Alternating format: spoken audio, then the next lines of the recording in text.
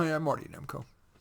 Having written 1,618 articles on my How to Do Life blog on Psychology Today, maybe it's time for a bit of synthesis, and these are what I consider the musts. Regarding work, do what you love after work. Most people love the same few things: sports, entertainment, environment, fashion, media. So mainly, only the most skilled, driven, connected, and or lucky people get more than McWages. Instead, you might follow the Bill Gates model.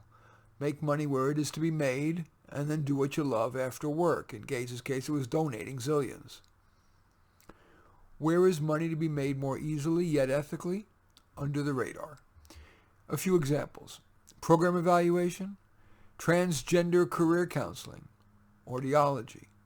Even more under the radar are the grungies, careers that people tend to avoid. For example, mobile home park maintenance, scrap metal wholesaling, used truck part brokerage. Avoid false precision. Rarely will extensive career exploration yield a sufficiently better and better suited career choice than the following.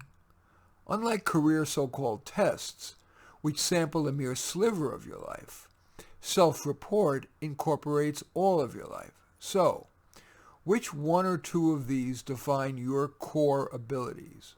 Words, people, artistry, STEM, that's science, technology, engineering, and math, entrepreneurship, building or fixing things.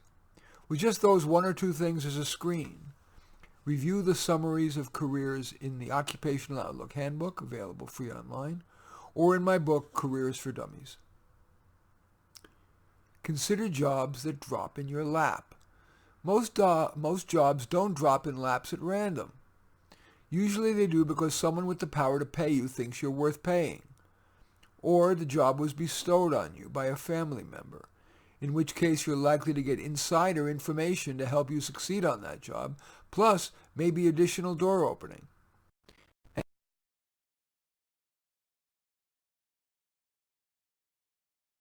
In ways you can't even articulate. Now let's turn to relationships. Tweak yourself, don't fix your partner.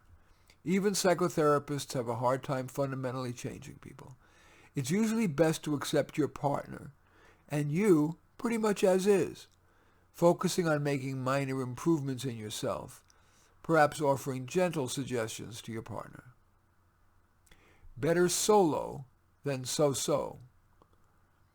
Half of married couples divorce, and many in the other half slog along, ostensibly for the kids, although it's hard to believe that growing up with two feuding parents is better than with one single one. And per fellow Psychology Today blogger Bella DePaolo, many solo operators are quite happy. Your serious romantic partner needs score at least a B on each of these. Similar sex drive. In previous generations, low sex drive was often caused by a belief that sex was dirty. That's far less likely today. Low sexual interest is more likely caused by physiology and thus harder to remedy. So, as with much in relationships, a wise approach is to accept or maybe tweak, but not to expect reincarnation. Another factor on your relationship report card should be out-of-bed compatibility. Do you enjoy talking with and listening to the person? Do you feel good about your partner when with other people? Do you share similar values around money, work, recreation, child rearing, and if relevant, religion? Another factor on the relationship report card? Income sharing. Many couples fight about money. It helps if both partners contribute significant income. Not only does that reduce the financial burden on one partner, it avoids the power imbalance that leads to fights. How could you buy that? You bring in no money and you buy that? Freedom from fatal flaw. It's tough for a relationship to work when going in, one person has a serious physical or mental illness. And a final factor in the relationship report card is love. Beyond the measurable, there's this thing called love. Feeling good when your partner walks into the room or even texts you. In true love, you care about your partner about as much as you care about yourself. Now let's turn to musts around money. Status is the enemy of contentment. Many people give the best hours of their days, best years of their life, to a career they dislike, only staying with it because it pays well. Bond trader, insurance salesperson, and sleazy lawyer come to mind. And for what? Rarely are people sufficiently happier to justify the massive cost difference of buying or renting a 2,500 square foot house in a Tony neighborhood rather than a 1,500 square footer in an acceptable neighborhood. Ironically, buyers of used Toyotas are likely to be happier than buyers of new Mercedeses and Beamers because Toyotas need less maintenance and break down less often.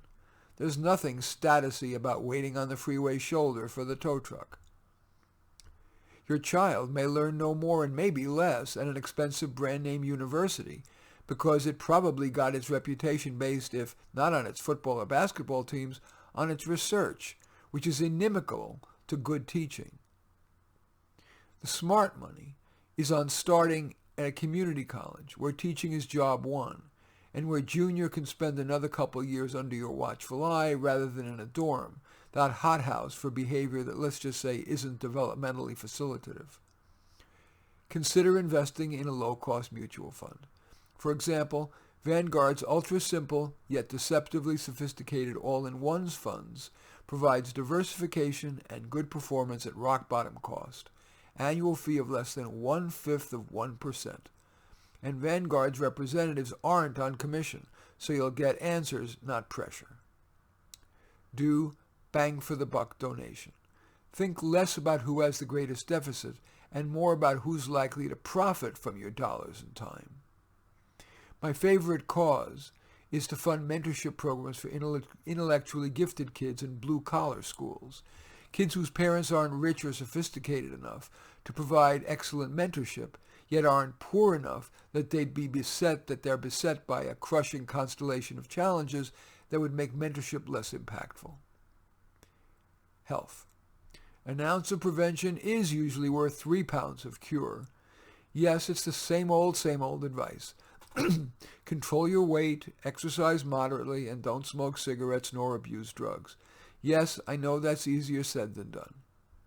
And finally, mental health. Stop revisiting. After just a little reflection about that trauma, additional rumination won't change it, nor even be likely to help you much. Instead, it will keep the pain top of mind. Instead, take the next baby step forward. My dad, a Holocaust survivor, rarely talked about it. And when I asked why, he said, "Martin, never look back. Always take the next step forward." And I can leave you with no better advice. I'm Marty Nemko. I thank you for watching. I welcome your thumbs up and accept your thumbs down. I always look forward to your comments, and I love it when you hit the share button below so that my efforts can have broader impact, and I'm flattered if you choose to subscribe to my channel.